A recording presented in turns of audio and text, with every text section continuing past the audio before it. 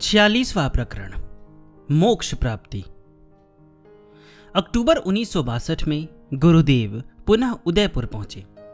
इस बार आपने राजयोग की अंतिम अवस्था असंप्रज्ञात समाधि की सिद्धि का निश्चय लिया।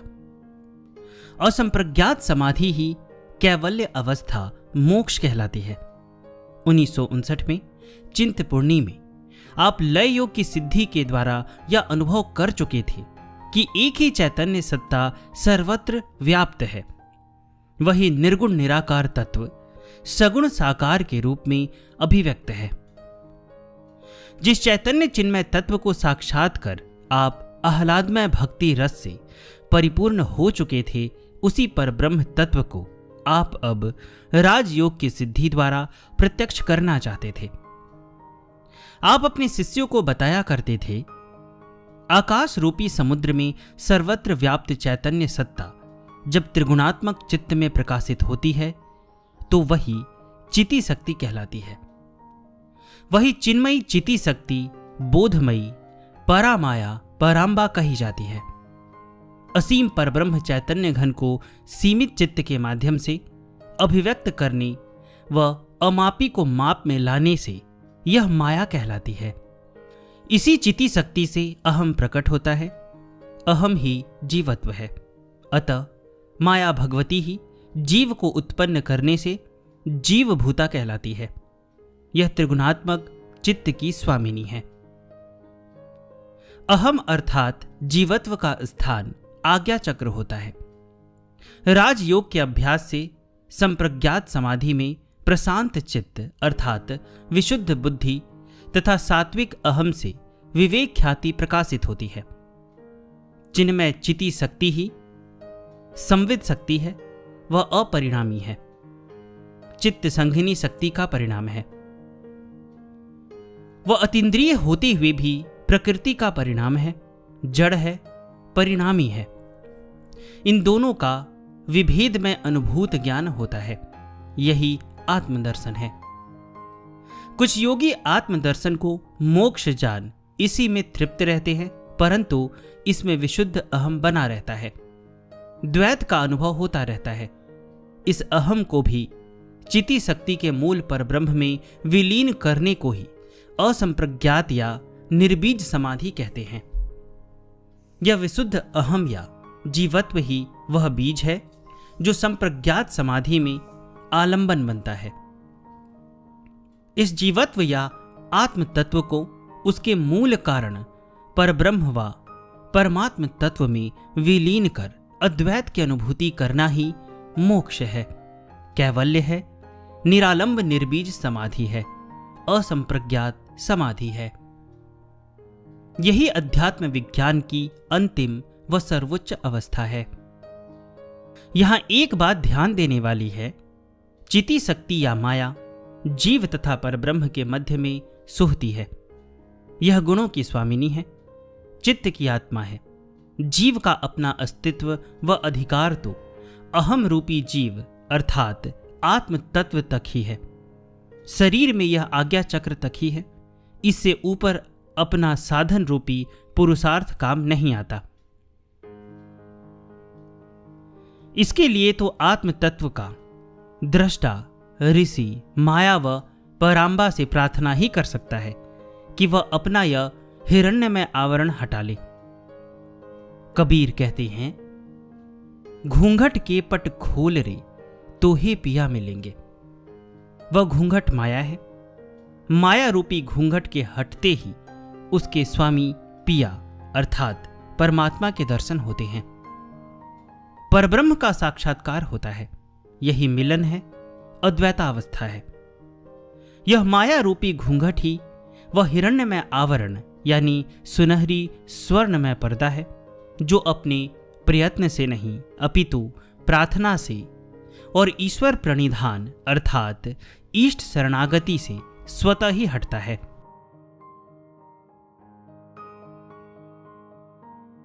ईशोपनिषद का ऋषि यही प्रार्थना करते हुए कहते हैं, हे परमेश्वर, आपका मुख सुनहरी पात्र से ढका हुआ है, अतः आप उस आवरण को हटा लीजिए ताकि मैं सत्य धर्म पर चलने वाला आपके दर्शन कर सकूं।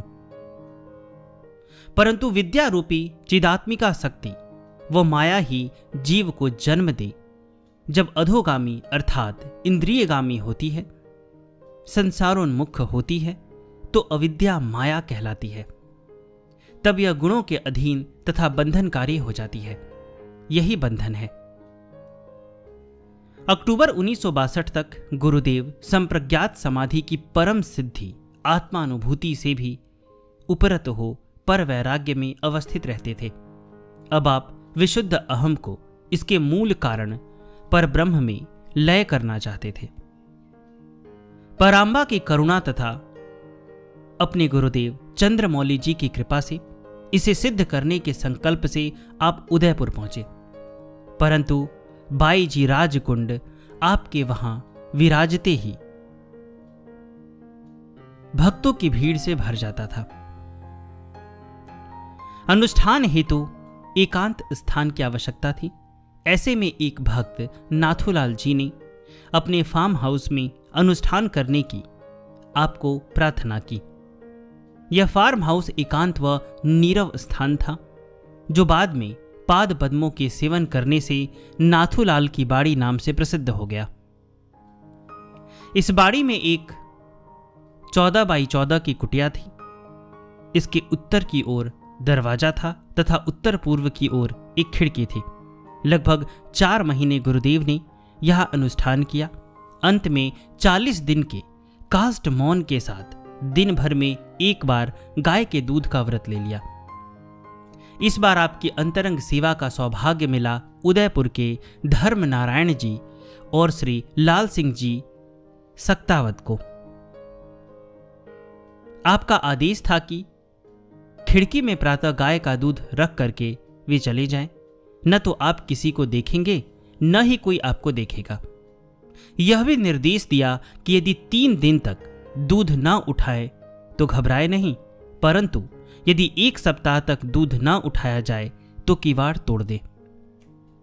इस प्रकार कुछ दिन तक यह नियम निभता रहा।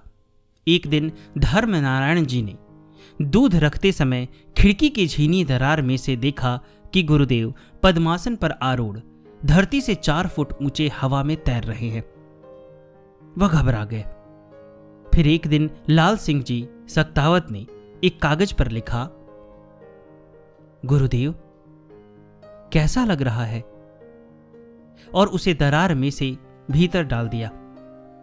उत्तर में दूसरे दिन गुरुदेव की हस्तलिखित पर्ची बाहर पड़ी थी, जिसमें लिखा था,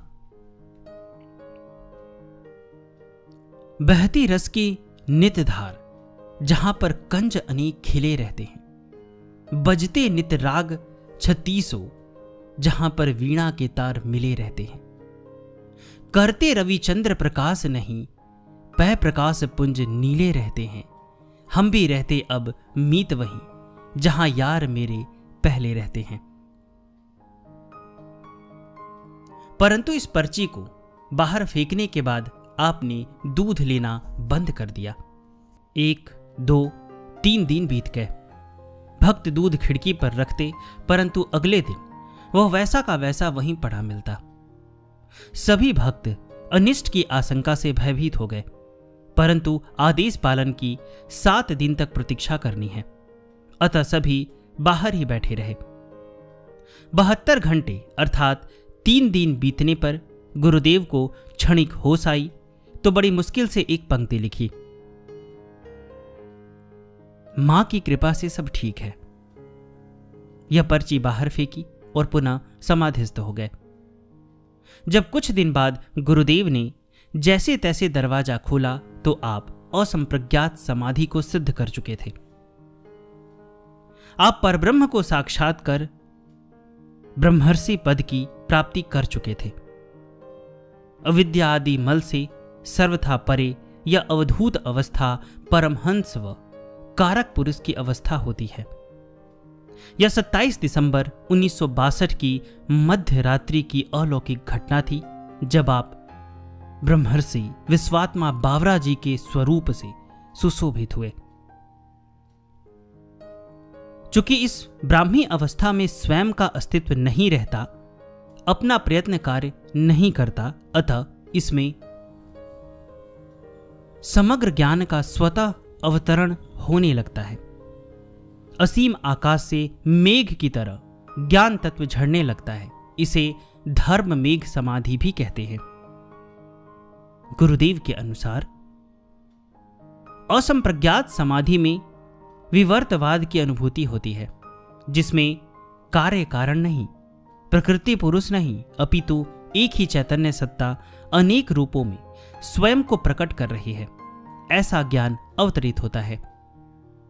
आप बताते, वास्तव में परब्रह्म ही समग्र रूप से सर्वत्र व्याप्त है, परंतु उसे समझने के लिए उसकी 4 अवस्थाओं की कल्पना की जाती है।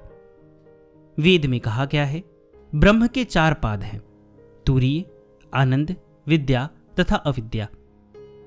इनमें अविद्या ही जगत रूप में पसरी है, शेष 3 तो अमृतमय पाद है। परब्रह्म की अभिन्न शक्ति सदैव उसके एक अंश में विराजित रहती है, वह उसके आश्रित होती है। अंश अंशी का ही अभिव्यक्त रूप होता है, जैसे बर्फ पानी का ही प्रकाट्य है। यह अभिन्न शक्ति ही विद्या या माया है, यही अविद्या रूप में प्रकट हो जाती है। अतः अविद्या के मूल विद्या माया ही है। परब्रह्म की विद्या माया अर्थात ज्ञानात्मिका शक्ति चेतन रूप में सर्वत्र पसर जाती है। अविद्या अर्थात गुणात्मिका शक्ति जो सतत परिवर्तनशील है, नाम रूपात्मक जगत के रूप में प्रकट हो जाती है। निर्भीद समाधि में द्वैत समाप्त हो जाता है और एक अद्वैत सत्ता परब्रह्म ही अपनी अभिन्न शक्ति के रूप में सर्वत्र व्याप्त है। ऐसा संशय रहित ज्ञान होता है, जिसे अवतरित ज्ञान कहते हैं। श्वेताश्वतर की श्रुति घोषणा करती है, ऋषियों ने ध्यान योग में आरूढ़ हो समाधि अवस्था में साक्षात्कार किया कि एक परमात्मा की अचिंत्य शक्ति अपने गुणों से ढकी हुई है। सर्वव्याप्त परमेश्वर ही समस्त कारणों के अधिष्ठाता के रूप में अधिष्ठित हैं। अतः परमात्मा निर्गुण निराकार भी हैं, सगुण साकार भी हैं, निर्गुण सगुण से सर्वथा परे भी हैं। कैसे निर्गुण निराकार परमात्मा सगुण साकार रूप में प्रकट हो जाता है, इसके लिए गुरुदेव उदाहरण देते हुए बताते हैं। देखो, हम बरगद के बीज को ले, यह बीज राई के दाने से भी सूक्ष्म होता है। उस बीज के भीतर 2 भाग होते हैं। उन 2 फांकों के मध्य में सूक्ष्मतम आकाश होता है। उस आकाश में निहित जो तेज तत्व होता है, यथार्थतः वही मूल बीज होता है। बीज का ऊपरी भाग जो दाने के रूप में दिख रहा है, वस्तुतः वह सब बीज नहीं, वह तो खोल मात्र है। स्थूल शरीर है। बीज में निहित आकाश तत्व व तेज तत्व देखा नहीं जा सकता। वह अदृश्य, अग्राह्य, अनिर्वचनीय है, परंतु उसी निराकार तेज तत्व से ही विशाल वटवृक्ष प्रकट हो जाता है, अभिव्यक्त हो जाता है। तेज ही सूक्ष्म अपस तत्व में बदल जाता है और अपस तत्व ही फिर स्थूल अन्न में परिवर्तित हो जाता है। यह तेज अप अन्न ही वैज्ञानिक भाषा के गैसिक, लिक्विड तथा सॉलिड हैं। जिस प्रकार से एक तेज तत्व ही रूप, नेत्र और प्रकाश रूप से अभिव्यक्त हो रहा है, वैसे ही एक अद्वैत ब्रह्म ही जगत जीव तथा जगदीश रूप से अभिव्यक्त हो रहा है। वेद बताता है, भोक्ता भोग्यम प्रेरितारम चमत्वा सर्वम प्रोक्तम त्रिविधम ब्रह्म में तत्। गुरु नानक देव जी ने इसी को अपने शब्दों में कहा है, अव्वल अल्लाह नूर उपाया कुदरत के सब बंदे, एक नूर ते सब जग उपज्या, कौन भले कौन मंदे। जैसे बीज केवल मात्र दाना नहीं, अपितु ऊर्जा व उष्णता से युक्त तेज तत्व है, उसमें वृक्ष का सारा आकार निहित होता है, बीज का जो भीतरी आखिरी झीना आवरण होता है वही उसकी प्रकृति होती है, चित्त होता है। इसी प्रकृति को वैज्ञानिक भाषा में डीएनए कहते हैं। इसे ग्रहण कर दूसरे बीज के डीएनए से सूक्ष्म प्रक्रिया से जोड़कर ही नया आविष्कार किया जाता है। यदि बीज को भून दे तो खोल तो रहता है, परंतु उसकी प्रकृति नष्ट हो जाती है, चित्त नष्ट हो जाता है। तेज तत्व को प्रकट करने वाला माध्यम नष्ट हो जाता है। यह अब बीज स्थूल रूप से होते हुए भी वृक्ष रूप में प्रकट नहीं हो सकता। ठीक इसी प्रकार चित्त रूपी बीज के भून दिए जाने पर, निरुद्ध कर देने पर उसमें प्रतिबिंबित चैतन्य शक्ति अपने कारण स्वरूप आकाशीय सत्ता परम चैतन्य में विलीन हो जाती है। यह निर्बीज समाधि कहलाती है। यही पतंजलि ऋषि द्वारा वर्णित निरुद्धावस्था है। यही मोक्ष है। इसमें चित्त रूपी बीज दग्ध हो नए कर्म बनाने में सक्षम नहीं रहता। यह राजयोग की अंतिम अवस्था है। गुरुदेव बताते, राजयोग के पथिक अनंत आकाश में विचरने के कारण विहंग मार्गी कहलाते हैं और अनंत आकाश में व्याप्त ब्रह्म से युक्त हो अद्वैता अवस्था का अनुभव करते हैं। व्युत्थान में आते ही वह खम ब्रह्म की उद्घोषणा करते हैं। इस कैवल्य अवस्था का योग दर्शन में वर्णित सूत्र है, भोग और अपवर्ग ही पुरुषार्थ है। निर्बीज समाधि में योगी पुरुषार्थ शून्यावस्था को प्राप्त करता है। इस अवस्था में गुण अपने कारण में विलीन हो जाते हैं और चिति शक्ति अपने मूल स्वरूप परब्रह्म में लीन हो जाती है। यही कैवल्य है। क्योंकि आज्ञा चक्र में जीवत्व अर्थात आत्मदर्शन के बाद इससे ऊपर जाने में पुरुषार्थ या अपना साधन कार्य नहीं करता। अतः ऊपर ब्राह्मी अवस्था में स्थिति तथा उससे नीचे में आने के लिए भी परमात्मा और गुरुदेव की कृपा ही हेतु होती है। गुरुदेव इसे एक उदाहरण द्वारा समझाया करते थे। जैसे अपने देश में घूमने के लिए किसी की आज्ञा की जरूरत नहीं पड़ती, सर्वत्र घूम सकते हैं, परंतु अपने देश की सीमा लांघनी हो तो वीजा लेना पड़ता है, आज्ञा लेनी पड़ती है। इसी प्रकार से आत्म साक्षात्कार तक तो अपनी साधना अपना प्रयत्न कार्य करता है, परंतु आत्म पद से परमात्मा पद तक पहुंचने तथा वहां से वापस आने के लिए ईश कृपा तथा गुरु कृपा ही कार्य करती है। इस अवस्था में अधिक देर तक टिका नहीं जा सकता।